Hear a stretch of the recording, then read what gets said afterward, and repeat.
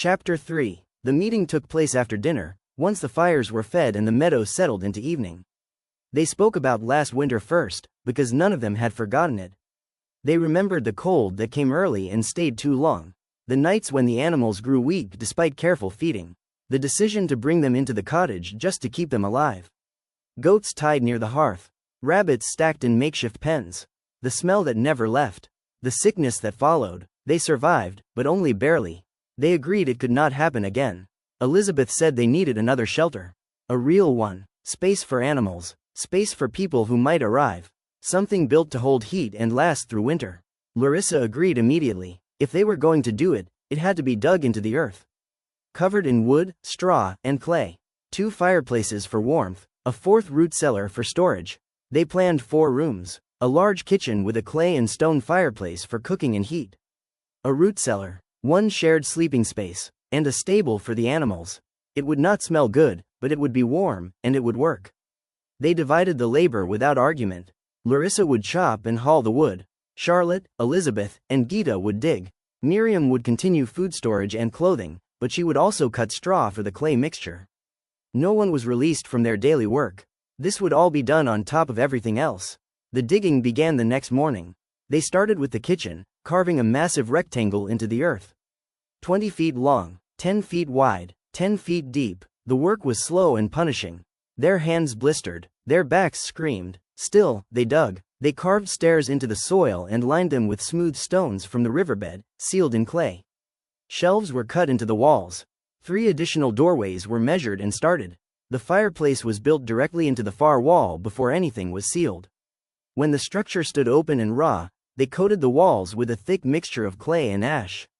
Above ground, 2 mature trees marked the entrance. The trees framed a sloping roof and helped guide rain away from the door.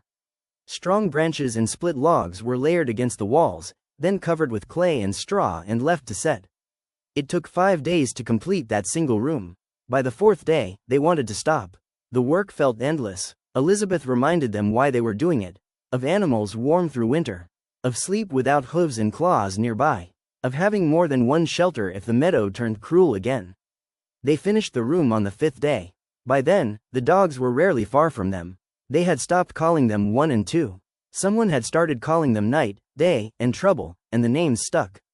Night and Day were large tan and black dogs who often accompanied Larissa into the woods. They helped her hunt more game than ever before. Elizabeth fashioned a crude sled they could pull, allowing them to haul more wood from the forest edge. Trouble was the smallest. He stayed close to Charlotte, a golden shadow at her heels. The woods had grown louder at night. There were more sounds now. Rustling, movement just beyond sight. It felt as if something was watching them, unsettled by their digging, angry at the changes being made. They fell behind on food production. Plans shifted. The bedroom became a narrow sleeping alcove carved into the earth. 5 feet wide, 6 feet long, 5 feet deep. The root cellar became more of a pantry. The stable, however, could not be reduced. They carved stalls directly into the ground and built a solid door to keep the animals contained. Clay and straw sealed it tight. The roof was the final challenge. Boards longer than the width of the structure. Support columns placed throughout. It was their first attempt at something this large, and every step was a lesson learned the hard way. Gita suggested making bricks, but they agreed it would wait until more hands arrived. After 2 weeks, the structure was finished. They moved the surplus rabbits into the underground shelter. They called it the den. The completion lifted them all. They celebrated with a feast. Fresh rabbit, fish, raccoon, greens and goat cheese, strawberries, apples, and cream for dessert. None of them had ever eaten better. They went to sleep content.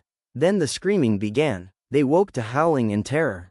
A woman's voice, screaming for help, racing through the woods with a lit torch. They could not see what chased her, but they did not need to. Whatever hunted her was fast, and it was close.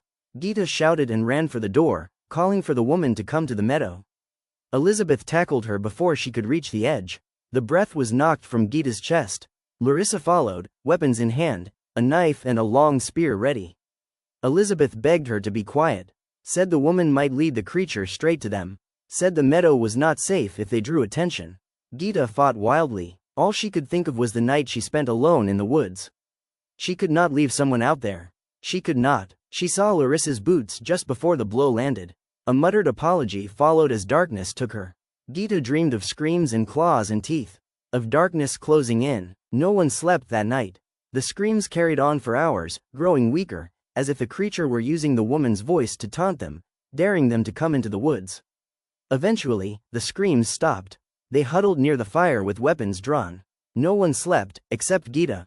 That night reminded them of the truth. Peace here was temporary, safety was fragile, and the meadow gave nothing without taking something in return. Please like, share and subscribe for more diverse stories. Comment your favorite character so far below. Also, do you think Larissa and Elizabeth were right in how they handled Gita?